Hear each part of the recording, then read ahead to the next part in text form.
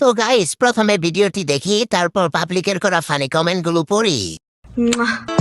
सारा शहर मेरे पीछे भेलो ते मैं तेरे पीछे फिरूं सुबह शाम ये बनाऊं तेरा पता नहीं हो गया कि हाँ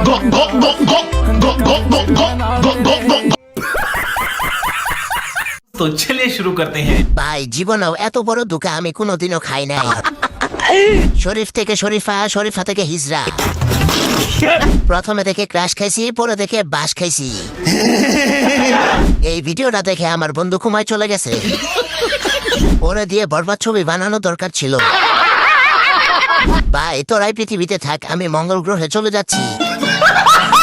আমার বন্ধুর ৭২ লাখ টাকা জিনিস নষ্ট হওয়ার পড়লে আমার বন্ধুর অবস্থা। জাতির ক্রাশ, টয়লেটের ব্রাশ।